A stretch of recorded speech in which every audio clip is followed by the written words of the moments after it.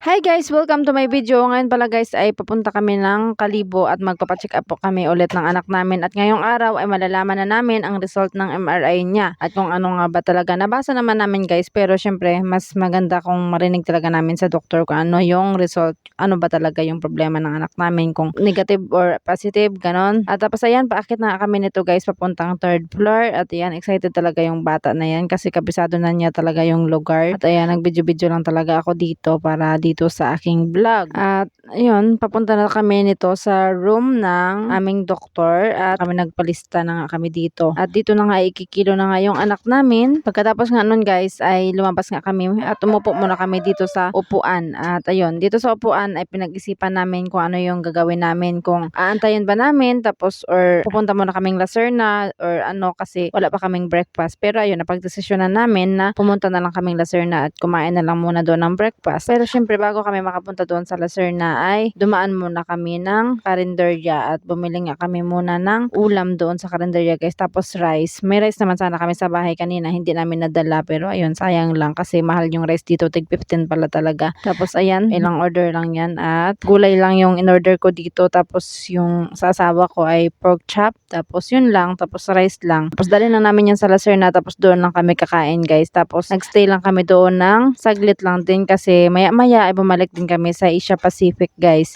At hindi na ako nakakuha ng clips doon sa Lacerna. At ayun, nandito na nga kami sa Asia Pacific guys. Bumalik na nga kami nito. At ayun, nakaupo na nga kami dito at nag-aantay na lang guys. Nag-aantay na lang kami na tawagin dito. At ayun na nga yung oras, sana nakita nyo. At ayun, hanggang sa tinawag na nga kami guys at nag-aantay na nga kami dito sa as in sa labas na kami na yung next pagkatapos nga doon sa isa na nasa kasalukuyan ngayon kay Doc. At hanggang sa nakapasok na nga kami sa loob ng clinic ni Doc at chinecheck na nga niya yung anak namin. At hanggang sa nabasa na niya nga guys yung MRI result, tapos sinabi niya nga na negative naman daw at wala naman daw na makita doon sa result na yon. Kaya ayun, nagtataka talaga kami kung ano talaga yung problema. Tapos sabi niya baka genetic daw. Yun lang yung sabi sa amin. Tapos pinalitan lang yung gamot at sabi ay i-hold muna yung kasalukuyang iniinom ng anak namin. Tapos bumalik na lang daw kami after 1 month, tapos papakiramdaman na lang daw kung okay ba talaga sa anak namin yung ipinalit na gamot. Sa totoo lang guys, nahirapan na talaga kami isipin na kung ano ba talaga yung problema ng anak namin kasi hanggang ngayon question mark pa rin siya. As in, nagtatanong pa rin kami kung ano nga ba, tapos ganito, pabalik-balik na lang kami, tapos nagbabayad na lang kami ng check-up, tapos ganito, wala namang pagbabago. Kaya mahirap talaga yun sa part namin. At sa tingin nyo guys, dapat ba talaga namin na ipagpapatuloy yung pagpapacheck up or pagpapagamot kung ganito rin lang na wala pa namang pagbabago, ganun pa rin siya, nahihilo, tapos kung saan-saan pa rin natutumba, tapos kung saan-saan nadidisgrasya, parang ganun guys. Sa totoo lang guys, nakakaramdam ako minsan ng takot na pag pinagpatuloy namin yung pagpapainom ng gamot, tapos may side effect pala sa kanya, tapos in the future ay kung ano yung mangyari, 'di ba? Nakakatakot yung ganon. Pinagdarasal ko talaga na walang epekto sa kanya yung mga gamot na yan na bad effect. Tapos ayun lang, sana gumaling siya. At ayun guys, ang dami ko nang sinabi at kung ano nang yung kinukwento ko sa inyo guys, hindi na natin namalayan na kami pala ay pauwi na. Tapos ito na nga,